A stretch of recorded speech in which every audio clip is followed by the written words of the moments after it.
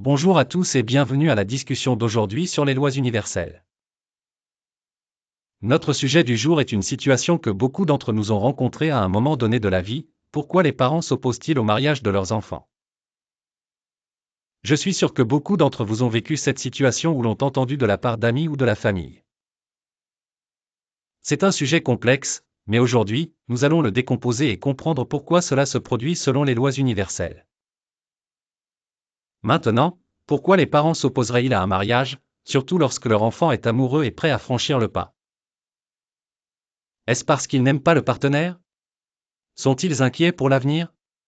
Ou y a-t-il quelque chose de plus profond en jeu? Explorons cela davantage. Le cœur du problème. Avant tout, abordons une vérité simple mais puissante. Les parents ne sont pas ceux qui arrêtent votre mariage. On peut avoir l'impression qu'ils sont ceux qui mettent de la résistance, mais en réalité, il s'agit de quelque chose de beaucoup plus profond, quelque chose qui existe dans votre propre esprit. L'opposition que vous rencontrez de la part de vos parents n'est pas une force extérieure, elle est le résultat de vos propres sentiments de doute et d'incertitude.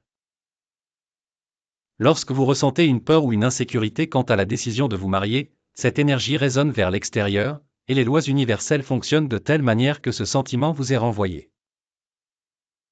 C'est pourquoi, lorsque vous avez des doutes ou n'êtes pas totalement aligné avec votre décision, les choses commencent à se sentir bloquées ou retardées. Vos parents agissent simplement comme des instruments de cette loi universelle, reflétant l'incertitude qui existe déjà en vous. La cause profonde de votre conflit intérieur. Alors, pourquoi vivons-nous ce conflit en premier lieu? La cause profonde se trouve dans nos propres cœurs et esprits.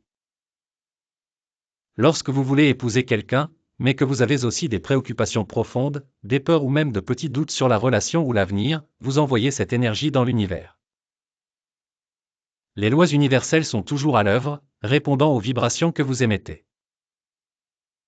C'est pourquoi vos parents, ou même d'autres personnes dans votre vie, pourraient s'opposer à votre décision. Ce n'est pas leur faute, ils ne font qu'écho à votre incertitude intérieure.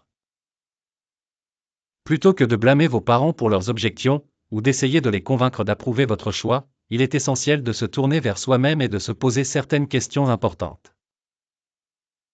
De quoi avez-vous réellement peur? Quelle est la source de votre hésitation?